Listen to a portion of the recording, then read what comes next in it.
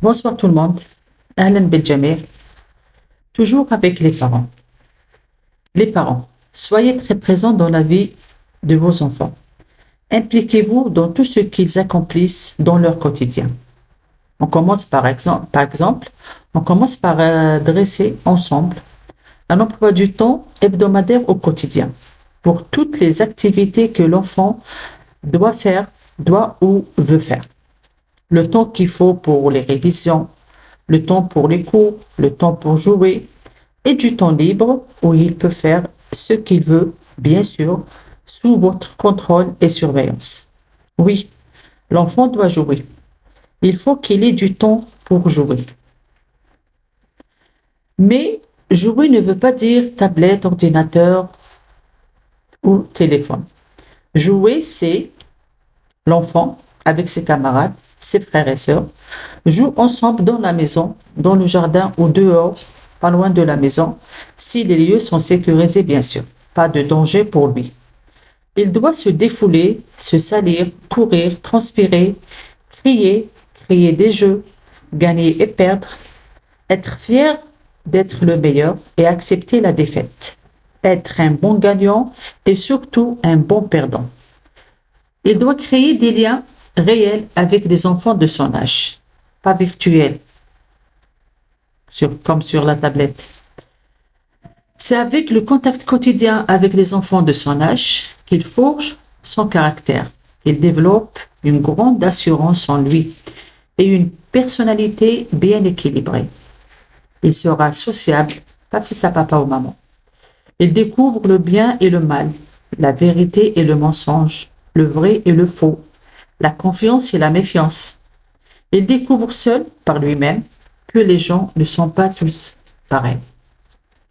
Il fait travailler sa petite tête pour découvrir, trouver des solutions aux petits obstacles qu'il rencontre. Comment se surpasser pour gagner? Comment faire gagner son équipe, par exemple? Tout ça en pleine nature, c'est possible. Il joue, il se fatigue, parfois des petites disputes, des petites prises de tête. Chaque enfant doit vivre son enfance pleinement avec son innocence, sa force, sa folie et sa naïveté. On ne doit pas le priver de son droit à la liberté de l'enfant et à toutes ces bonnes choses qu'il voit très jolies avec son regard d'enfant. On ne doit pas lui voler cette étape très importante ou ce pilier qui est l'enfance, sur lequel il construira son avenir. Parce que faire de lui un adulte avant l'âge, c'est le déséquilibrer dans sa vie future. Laissez vos enfants jouer, dehors ou à la maison, s'exprimer, peut-être salir, peut-être mettre le désordre.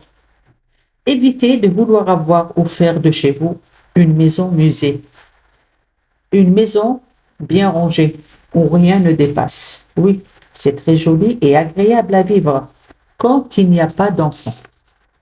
Mais quand on fait des enfants, on choisit entre un enfant heureux, épanoui chez lui, au sein de sa famille, ou bien une maison parfaite où rien ne bouge, tout est toujours à sa place, jour et nuit. Une maison où il est bon de recevoir et d'être fier de ce qu'on a et surtout de notre rangement. Mais l'enfant, il est où dans tout ça? Est-il heureux? Et vous? Je répète alors, laissez l'enfant jouer. Faites-lui faire du sport. Choisissez-lui un sport collectif de préférence. Parce que ça développe en lui le sentiment du partage. Il aimera son proche, son équipier, son camarade, parce qu'il sait qu'il faut qu'il donne pour recevoir. Pour réussir, il faut faire gagner l'autre. Il saura ce que c'est que la joie du groupe, le bonheur partagé. Sans l'autre, sans son équipier, sans son camarade, il ne goûtera pas à cette fête et ce bonheur du groupe, cette satisfaction qu'il aura en travaillant avec l'autre, avec qui il voudra tout partager au plus tard. Et là, Il sera un enfant, puis un adulte équilibré, généreux, dépourvu de l'égoïsme et de la haine. Oui, il sera dépourvu de cet égoïsme qui se développe généralement chez l'enfant qui pratique entre autres un sport individuel comme les arts martiaux, un sport individuel ou un sport, le sport là où il faut qu'il fasse du mal ou à l'autre pour gagner. Ce genre de sport, comme le karaté, la boxe, le judo, c'est bien. Je dis c'est bien à partir d'un certain âge. Mais si on peut se le permettre, il pratique les deux en parallèle, le sport collectif et le sport individuel. Il faut penser à sa force morale, physique et morale, et surtout mentale, pour qu'il vive dans une société sans trop de complexes ni de difficultés dans ses relations avec les autres.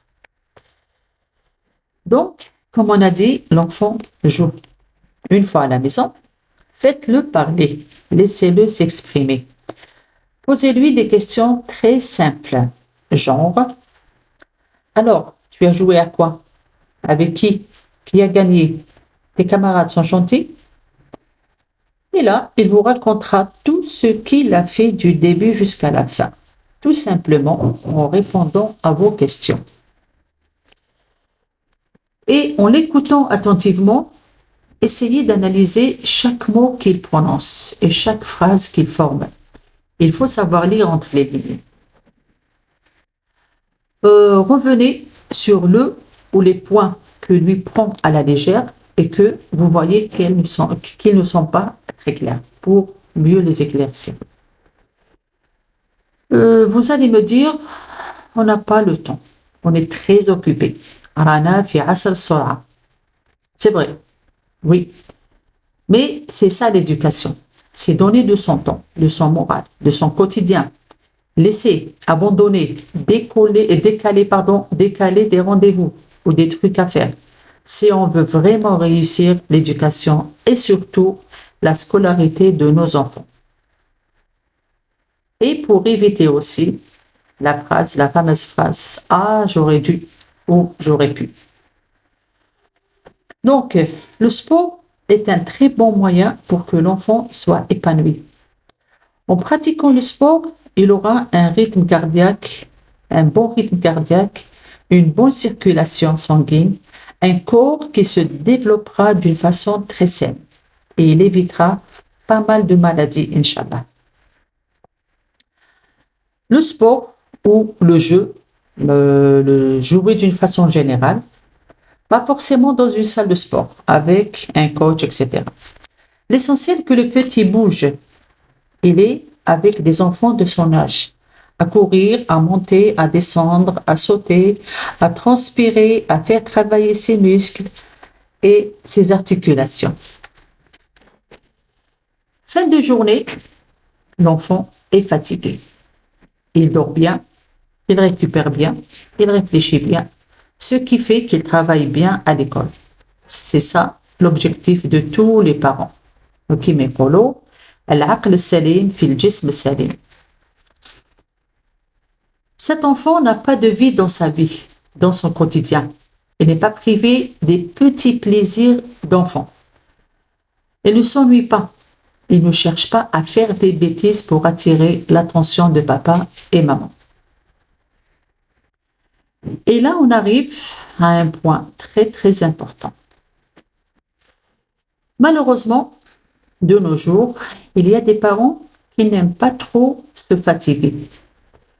Inconscients ou égoïstes, la solution ou le moyen pour eux, pour avoir la paix, pour que l'enfant ne demande pas trop de choses, ne crie pas, ne fait pas ses caprices, c'est le téléphone, le fameux téléphone.